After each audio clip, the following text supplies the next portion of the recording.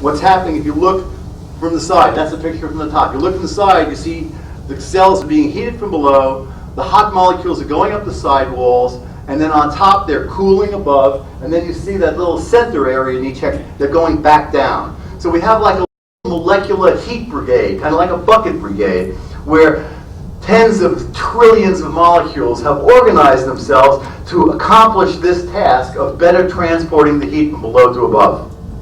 Essentially what I'm saying, and this is a very simplistic but very important way of understanding what's going on, large collections of molecules get smarter so that the universe can get stupider quicker. And that's the basis of it all. There's books and more equations than you can imagine that explain, but that's what it boils down to. And that's the reality that we should all view things from. This is another example of the same phenomena, all right? It's known as the Belousov-Zhabotinsky reaction, and this is in a petri dish. Instead of being heated to put in energy, electrons were forced onto something that they didn't want to be on. We call that food. And then they, in this case, it wasn't food, but it's a similar phenomenon. Electrons are forced into some chemicals that don't want to have them. They want to give them off. Other things want to take them. So the flow of electricity, essentially, of chemical electricity. And there's an indicator in there, something that shows up, whether there's a lot of electrons that want to be given off or a lot of electrons where they want to be. You get a different, and that's what you're seeing. So here in a liquid that we used always to be just random, we see that there are actually, in this case, organized patterns. Very similar to the convection cells, but here, rather than being generated by heat flow, they're generated by electron flow. And we call it redox reactions, and that's what we are. Food that has reduced carbons, things that you can burn. We breathe out CO2 and water, things that are fire extinguishers. Where did the energy go? It goes into constructing us, to maintaining our organization, and we have to continuously do it because we need a continuous flow. We're not static. We are far from equilibrium. Okay, that's a basic here. And then I just show you a quick picture here because it leads to the next one as well. This is one of those Zhabotinsky reactions. I'm shaking it up very thoroughly. You all see that it's homogeneous. We expect no organization. It's mixed. You let it sit a second. Out of the chemistry that's there, out of these dumb molecules, we're going to see a blue color start on the bottom and move up the tube. That's that redox indicator telling us there's a change happening. It disappears and it comes back and again and again. As long as there are electrons where they want to be and they can get to where they want to be, that reaction keeps happening. Why is it important? Think about living people. We breathe with rhythmicity, our heartbeats, our brain waves, menstrual cycles, sleep cycles, nothing but collections of these kinds of oscillations, these periodic oscillations, as a fundamental characteristic of things.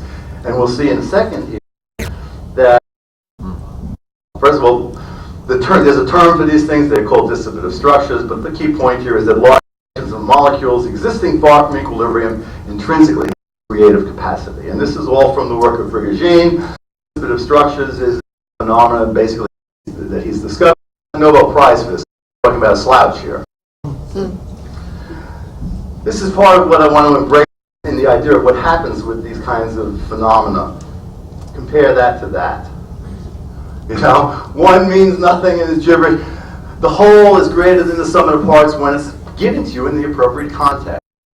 This allowed our brains to have flow occur. We could make associations in the second case and not in the first case. And they're the same parts there. The point I want to make is that the whole is greater than the sum of the parts. And this is a very critical phenomenon because that's true in terms of every aspect of our biology, and it's true about our society, our economics, our politics, etc. I mean, think about it. A dollar bill. What is a dollar? Why is it worth something? It's only worth something because it goes into the reality around it. Otherwise, it's meaningless. Why have value to a dollar, you know? Go to a tribe and say, hey, look at, give me some food. Here's a dollar. But it means nothing, you know? It's only in context that things mean things. And that's what I mean, again, by the whole being greater than the sum of the parts. So, take-home message here is that molecules can collaborate and operate. It's a natural phenomenon. Why haven't we done it as a society as a whole? And aren't the cannabinoids from our own personal experiences involved in our ability to collaborate and cooperate, to change our minds, to be open? You're in a particular situation, new information comes, you adapt, what collaboration is about. So, if we look at the biosphere, we see really that this kind of physics that I'm talking about is permeating all levels of our global biosphere. If you look at your weather patterns, they all are these dissipative structures, the formation of tornadoes, weather patterns, everything is the same kind of a process occurring as we have here. And then you have life itself, also the same thing. So that's really basically the Gia hypothesis, if you're familiar with that. So what we've looked at is essentially how the new physics and biology meet, and that far from equal thermodynamics with a framework of what life is. So now let's look a second at the fundamental characteristics of how it turns into living things that it brings with it. So one of the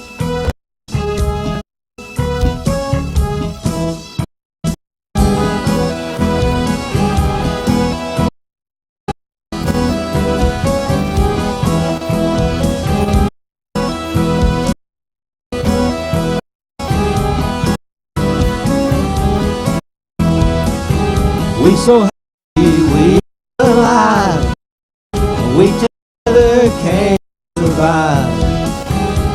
The bullshit, not the lies, and now's the time to legalize. Tell me brother, tell me true, what the hell we gonna do?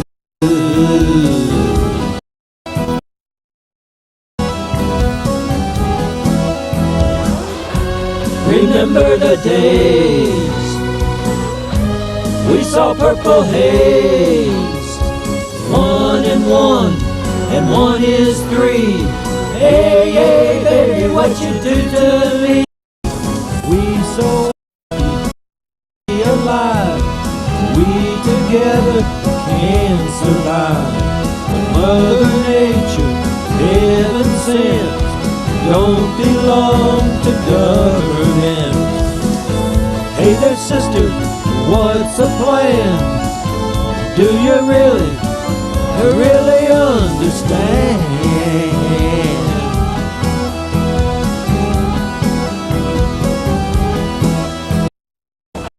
Remember the day we saw purple haze. 1 and 1 is 3. Hey, hey, baby, what you do to me?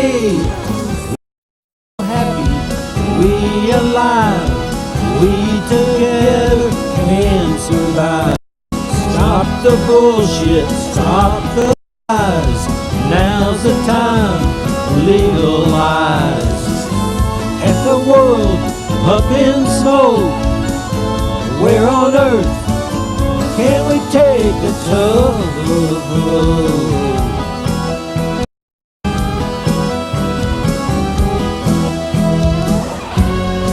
Remember the days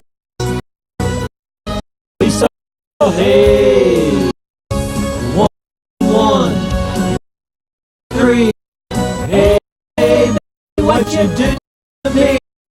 Human nature, full and free, modifies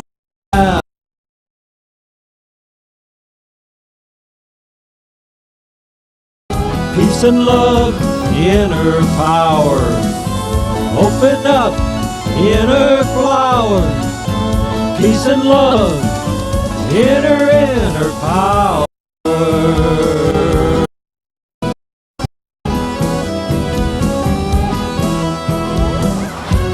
Remember the days we saw purple haze. 1 and 1 is 3. Hey, hey, baby, what you do to me?